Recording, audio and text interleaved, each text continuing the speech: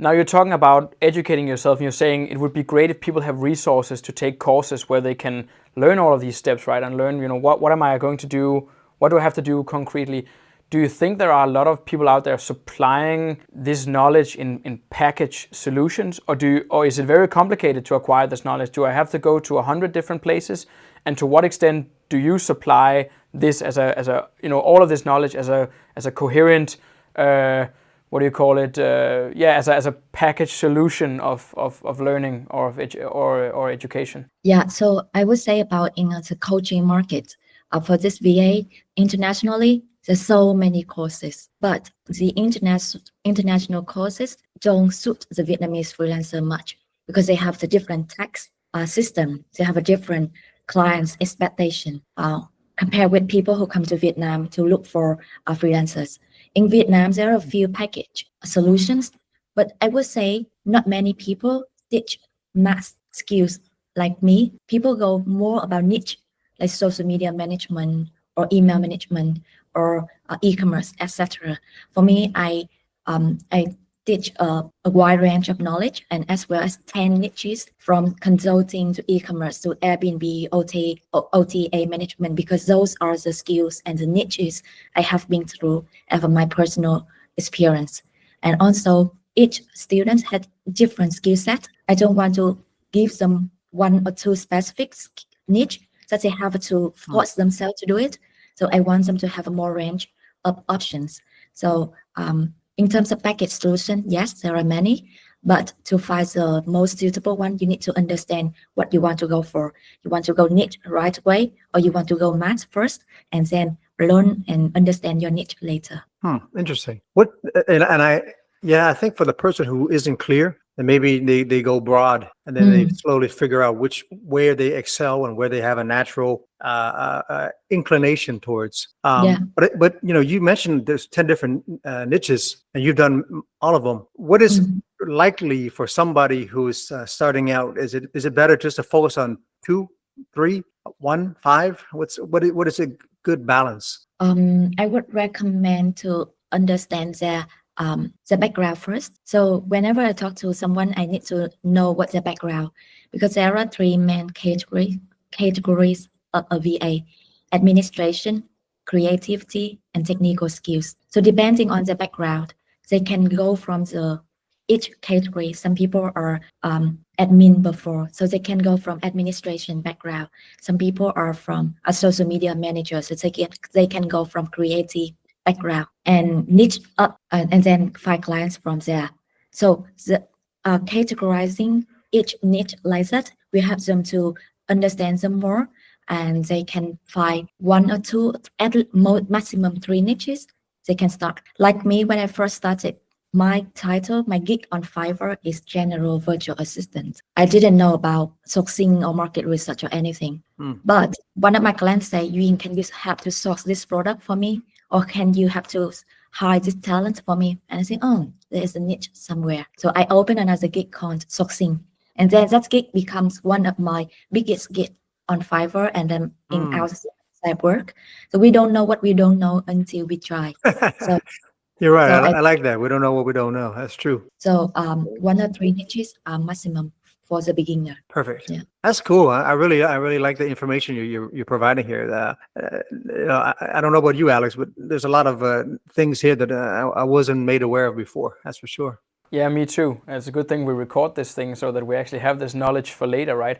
And the reason why we also ask so much about this, what education is out there and what do you provide exactly, is because we might be able to do some research, but there's a lot of understanding that we're gradually increasing our own understanding on a daily basis. And one of the sort of key components of the idea behind the VietAssist project is that, apart from creating this connection between Western employers and talented Vietnamese talent, apart from that, also helping the Vietnamese sort of get that supplementary education they need before they can jump into, for instance, a career as a VA. So we're very interested in understanding what is lacking out there and how can we help provide that, right? And maybe by talking to experts like yourself, maybe we can sort of figure out Is there anything missing? Can something be, is there something that is right now scattered in 1,000 different places that could be connected by an expert like such as yourself, for instance, and be put into one big package solution of knowledge and be offered to people who want to go through a coherent course, coherent education, and then be ready for this career. That's why we're so interested in education as well. It's a key aspect of our vision also. It was just a question that we've talked about it before, but in the near future, we are going to build out technically within VietAssist, the platform, a education hub where experts and coaches like yourself can form your own communities, and people within the VietAssist general community can reach out, connect with, and learn through coaches like yourself. But in the near future, would you be open to the idea of maybe a general workshop where you can, maybe it could be online, it could be live one day or whatever, you can decide, where we can maybe, grab some of the people within the community who might hear this or might be interested and want to reach out to you. It can be something, I'll let you decide the details of it, how long you want to do it, when you want to do it.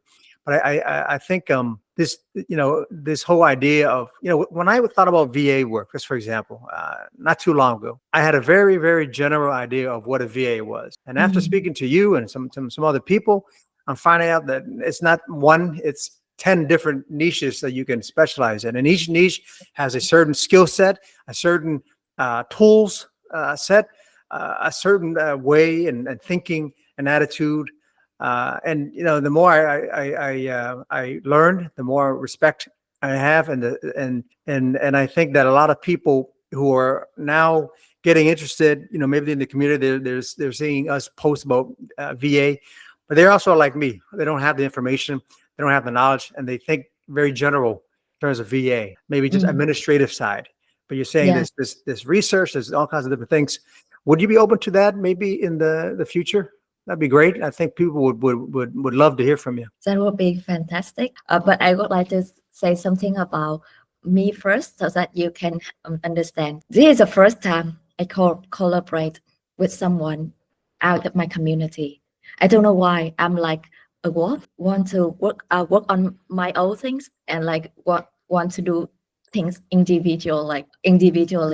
But I can feel the vibe between you guys and how much you want to build a community, as well as I think you have the enough resources to connect the Vietnamese freelancer with your clients. So first, yes, I would be really happy to do that.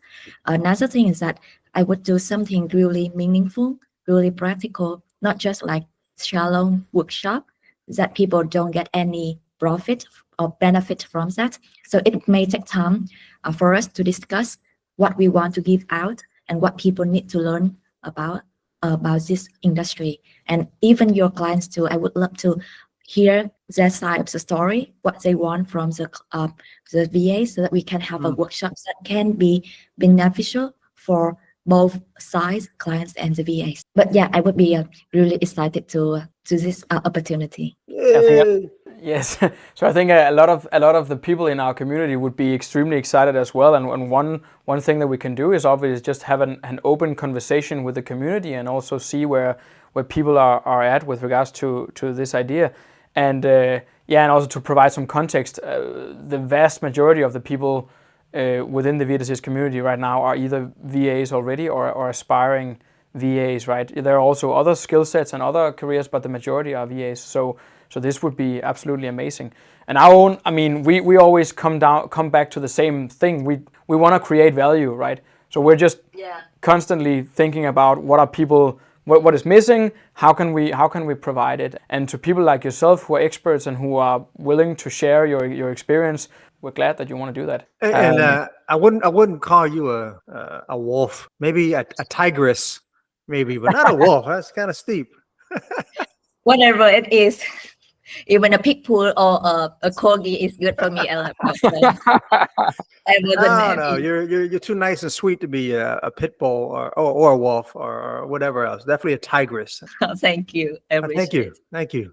Yeah, I think So yeah, Alex, go ahead. if you don't have any more questions, or I think you do, because I want to keep it also within a certain time frame, as per our promise to Nguyen. So I'll let you wrap it up very soon. Yeah, sure. I mean, well, I think I have one more question, and then we can wrap it up, because I think you're right. I think it fits. It's gonna fit with the approximately 45 minutes to an hour. I just want to ask, because one thing that we've heard before, both speaking with people who are trying to become successful VAs, but also people who sort of have an understanding of the VA industry, is that there's also a significant difference between securing your first client and then understanding how to build long-term relationships with clients. So maybe as sort of my last question, my last practical question would be, what would be your number one piece of advice for, or what would be your advice for people who want to secure long-term relationships with their clients? Okay, to answer this question, I would like to let people know what are the reasons people don't want to work with them with the VA anymore. So what is the reason this client stop working with us, especially in Vietnam? The first one is a communication challenge, because we don't know how to communicate quickly. When clients criticize something, some VAs will be angry quickly. They will just try to criticize back. They don't know how to communicate well the situation to give the solution of the problem. They take it too personal. They feel like, oh, they don't care about what I did. They just care about what I did wrong. So that's the first thing, communication challenge. The second one is to set the right expectation. Setting the right expectation is crucial. Maybe sometimes when they are in the interview, they are exaggerating too much about their skills. Oh, I can do this, I can do that, but at the end they can't. So you need to set the right expectation so that clients know you will learn along the way. And there are days that you can't work, or there are days that you have mistake. So the clients need to understand that. So setting the right expectation is really important. The third mistake, they normally, not mistake, but I think I would say the difficulty is the time zone.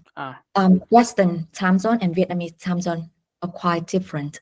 And some people sacrifice their sleeping so they can work with Western clients, so they can have more opportunities to work at nighttime. So that would be great. But some people don't have that privilege.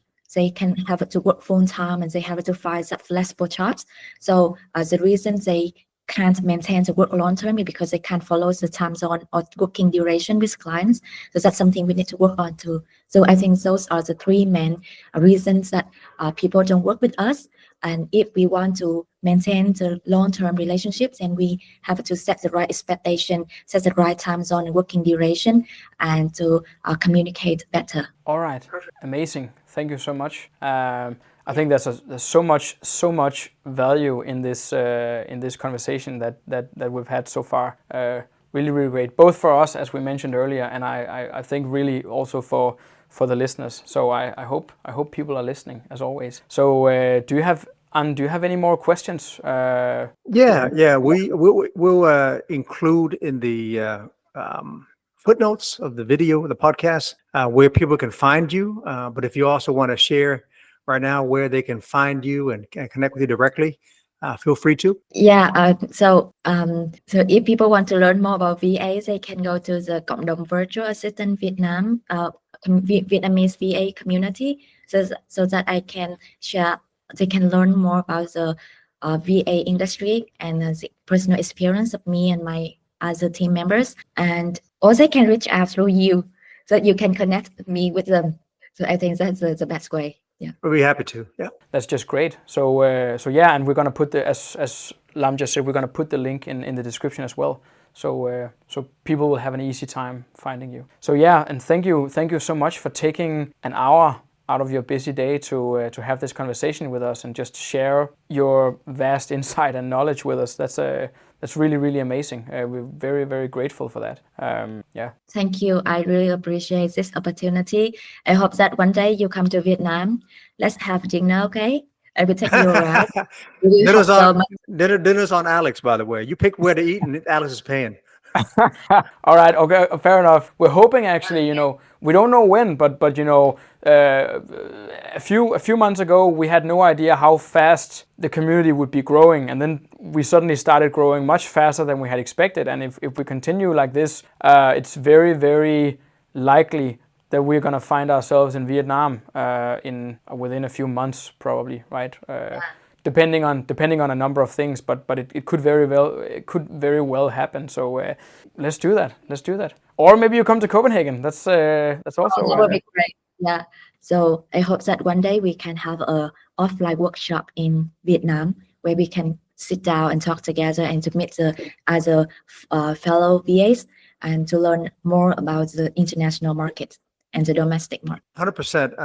I speak for Alice when I say this, that we're not faking our excitement and our belief in what we do. We really, really strongly want to educate companies, businesses in Scandinavia, specifically, in Denmark, and for myself in the U.S., because I spent most of my life in the U.S., to the incredible and amazing talent that is in Vietnam.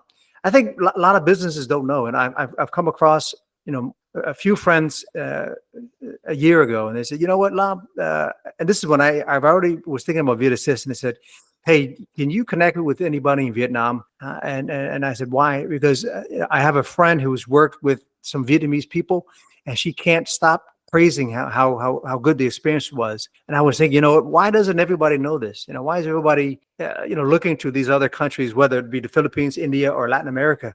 My people, they're just as good. And I think they just lacked the opportunity, the exposure. And so, we feel very strongly about what we do. And we want to, of course, we run a business, right? It's a for-profit business, but it's very personal to me because I think there's tremendous amount of talent and potential within Vietnam, and the world needs to know about it. And it's not going to happen unless people like yourself, we collaborate and we work and we just, put out content like this. So people, again, a lot of people don't know, and it's going to depend on people like us to slowly educate and market the people that are in our community, and let them know that there are people who surpass what your expectations are for remote workers. So once again, thank you for your time today. I really learned a lot, and I'm not kidding there. And I've been taking notes. That's why my eyes veer off to the side a lot, because I'm trying to take notes as fast as I can. And I hope that we have more opportunities in the future to collaborate. Be great. Yeah, it would be amazing. Okay, I hope that the Vietnamese VAs we have more chance working with fantastic, amazing community leaders like you guys, and they have more chance to get out their comfort zone and the border of Vietnam workforce. Thank you. Have a great day, and we will talk soon. Okay. All righty. Take care. Yeah. Keep in touch. Bye. Bye. Thank you. Yeah.